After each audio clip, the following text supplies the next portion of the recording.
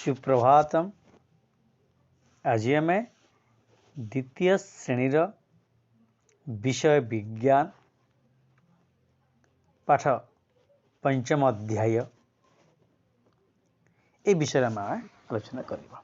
देख आम देखा आम कहा उपरे घर तैयारी करिछु। देखिबा तार उत्तर कौन आसीबा आ माटी ऊपर घर तैयारी करिछु। आउ ए देख ये कलश मोर कलश देखौछि ए चित्र देख ए चित्र गोटे कलश चित्र ए चित्रटी कोठु तैयारी हेछि एटा मांडी एटा हमर कोन माटी तैयारी हेछि। इटा एटा माटी तैयारी हेछि। हांडी एटा माटी तैयारी हेछि। ए मूर्ति एटा माटी तैयारी हेछि। देखिबा आमे आज ए माटी विषय आज आम आलोचना करवा। तो देखिल माटी रे विभिन्न प्रकार जिनिस तैयारी करा जाए। माटी उपरे आमे चाष करू। से माटी रे विभिन्न प्रकार जिनिस तैयारी होई पारे। हेले एई माटी किपरि तैयारी हुए से विषय आज आम आलोचना करवा। हेले आजिर प्रसंग कौन? आजिर प्रसंगटी होची माटी बा ए माटी किपरि तैयारी हुए से विषय में आज आलोचना करवा।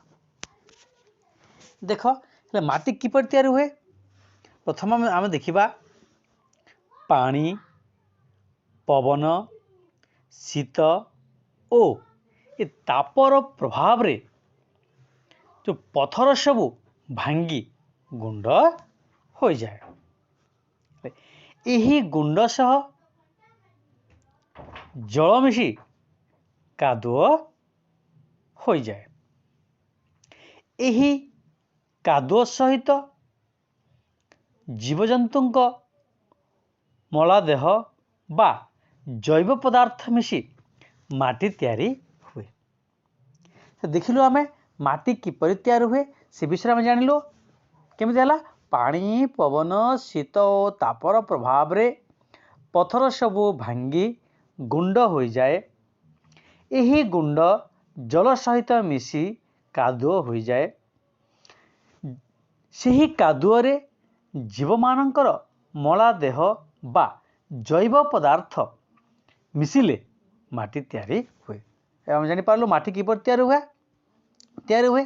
देखिबा ए माटी आम तब देखिबा माटी विषय ए माटी आम पई केते दरकारी से माटी हम कौन कौन करू से विषय में आलोचना करवा।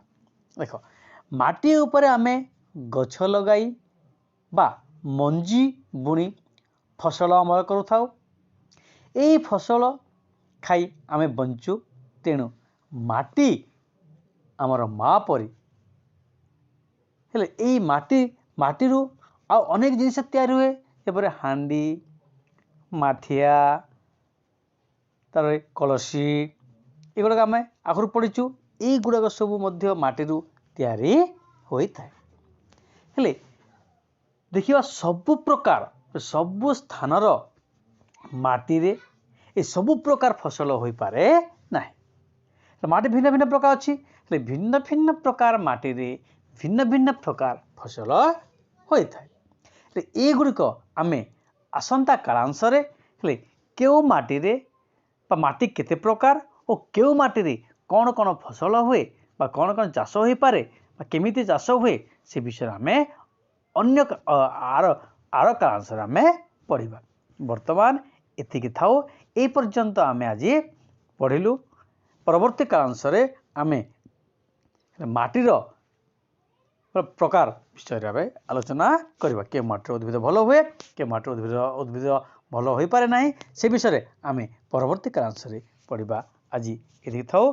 धन्यवाद।